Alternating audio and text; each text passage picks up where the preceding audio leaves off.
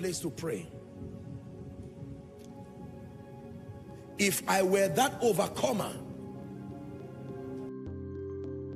Écoutez-moi attentivement. Si j'étais ce vainqueur qui vous enseignait, je vous ajouterais un principe supplémentaire. Apprenez des blessures autant que des couronnes. Si vous n'apprenez qu'en observant les personnes victorieuses, vous n'apprenez pas entièrement. Il y a des leçons que seule la douleur peut enseigner. Il y a des choses que seul l'échec peut vous apprendre. Écoutez-moi bien. Ceci est un principe bonus avant que nous prions. Aujourd'hui, nous vivons dans un monde qui minimise ceux qui ont échoué et ne regarde que ceux qui ont réussi. Mais la personne qui a échoué, c'est quelque chose que le succès ne peut parfois jamais révéler. Croyez-moi, il y a des leçons que seule une femme qui a connu l'infertilité peut vous enseigner, tout comme celles qu'une mère ayant eu 3 enfants consécutivement peut vous apprendre. Vous devez apprendre non seulement des succès, mais aussi de ceux qui ont échoué et qui ont persisté. Celui qui a échoué et refuse d'abandonner est un enseignant aussi puissant que celui qui a réussi. Si j'avais le privilège de vous enseigner, je vous dirais, apprenez des cicatrices ainsi que des couronnes. Vous êtes un homme de Dieu et vous avez expérimenté des miracles et l'expansion de votre ministère.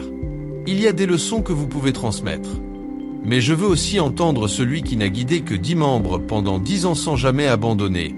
Il y a une sagesse unique que seul cet homme peut partager. Je veux apprendre de celle qui a donné naissance rapidement et de celle qui a attendu 20 ans. Toutes deux ont quelque chose à nous transmettre. Je veux apprendre de celui qui n'a jamais eu l'opportunité d'être éduqué, mais qui a élevé 3 ou 4 enfants. Pas seulement du PDG devenu milliardaire à 19 ans. Tous sont des leçons à enseigner. Ne tombez pas dans l'erreur de respecter uniquement les personnes qui réussissent. Respectez aussi ceux qui ont échoué et qui tiennent encore debout. Lorsqu'un homme échoue mais refuse d'abandonner, il possède quelque chose qu'il peut vous transmettre.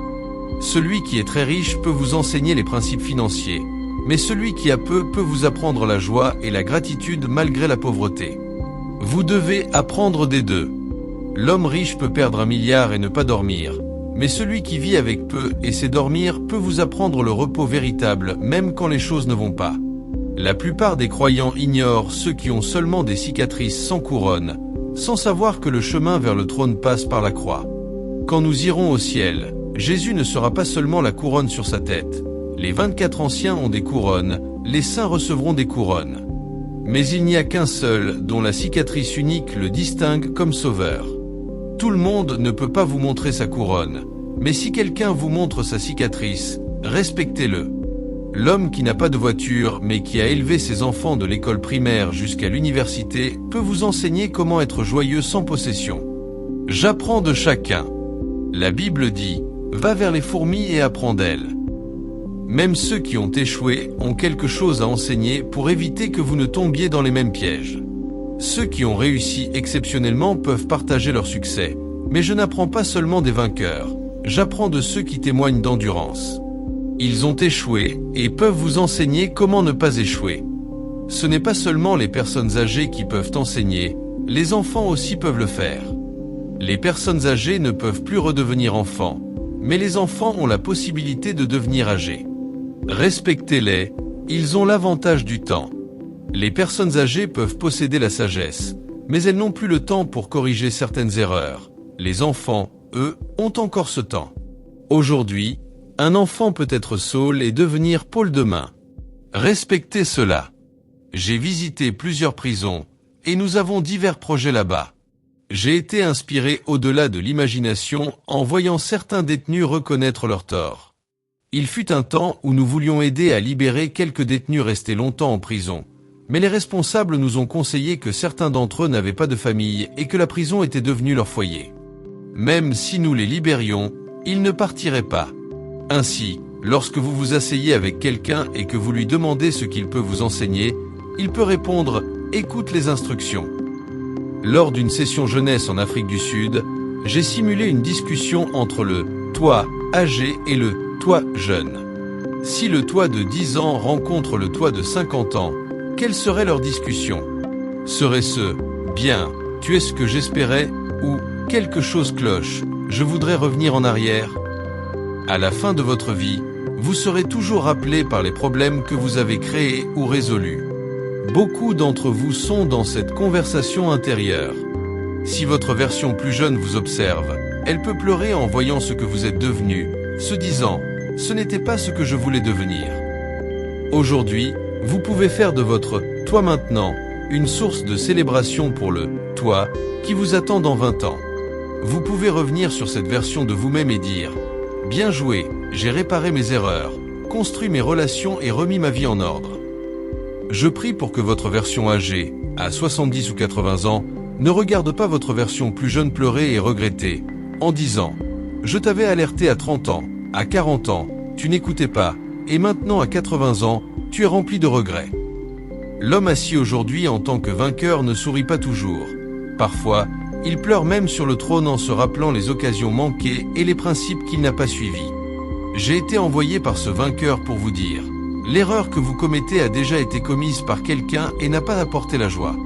Vous avez la possibilité de corriger cela maintenant. La sagesse que vous n'avez pas encore appliquée, quelqu'un l'a déjà vécue et est devenu vainqueur.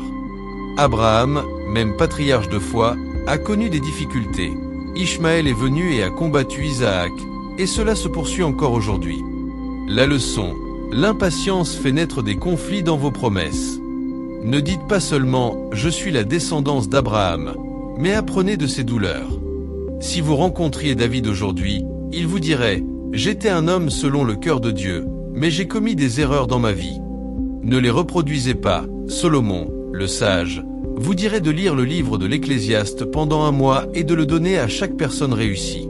Malgré ses nombreux écrits, il conclut « Craignez Dieu et observez ses commandements, car cela est le devoir entier de l'homme. » Paul, assis comme vainqueur, dirait « Connaissez Dieu tôt, cela vous évitera bien des problèmes. » Ésaü et Jacob vous diraient « Ne vendez pas votre destinée pour un plat de lentilles. Ne vendez pas votre droit d'aînesse parce que vous avez faim. Endurez, votre héritage est plus précieux que votre faim. » Et le plus grand vainqueur, le roi des rois, assis sur son trône, vous dirait « Venez à moi, vous tous qui êtes fatigués et chargés, je vous donnerai le repos. » Repos d'hier, repos de la douleur, repos de la misère, repos des malédictions. Mon joug est facile et mon fardeau léger. Vous trouverez le repos véritable pour votre âme. Même si vos péchés sont lourds, il a payé le prix par amour. Vous ne pouvez rien changer à hier, mais vous pouvez agir aujourd'hui pour un grand demain. Nous sommes entourés d'une nuée de vainqueurs, et j'ai été chargé par l'Esprit de recueillir leur sagesse pour partager avec vous des principes de destin capables de transformer des hommes ordinaires en champions. J'espère qu'un jour vous aurez l'opportunité de vous asseoir sur ce trône rare, en tant que vainqueur, que votre nom soit changé de Joshua Selman à vainqueur, de Marie à vainqueur, et que les gens vous reconnaissent comme tel.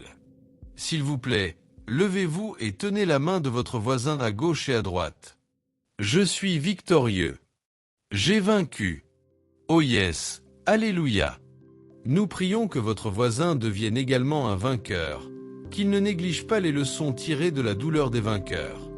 Pour tous ceux qui ont été blessés dans la vie et le destin, pour ceux qui ont échoué maintes fois, je parle par l'Esprit du Dieu vivant. Que toute voix négative qui vous a dit que vous ne réussirez jamais soit réduite au silence. Pour ceux qui ont fait toutes sortes d'erreurs et se demandent si cela vaut la peine de continuer, je vous apporte de bonnes nouvelles. Il y a de l'espoir. Même si vous êtes au bord de l'abandon, recevez la grâce pour continuer. Recevez la grâce pour persévérer. Je prie pour chacun de ceux qui ont ignoré une quelconque leçon des vainqueurs. Que la grâce vous permette de reprendre le chemin et de prendre au sérieux la sagesse des vainqueurs.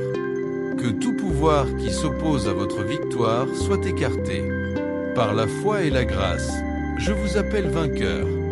Que votre vie devienne une inspiration et une motivation pour les générations futures. Que de ce jour, les gens regardent votre vie et soient encouragés à persévérer. Recevez ces leçons des vainqueurs, Abraham, Paul, Jésus, le plus grand de tous, et tous ceux qui ont été des témoins de l'endurance. Soyez inspirés par leur persévérance. Alléluia, alléluia. Que votre vie devienne un témoignage vivant de la victoire, un exemple pour tous autour de vous, et que vous puissiez transmettre cet héritage aux générations à venir. Amen.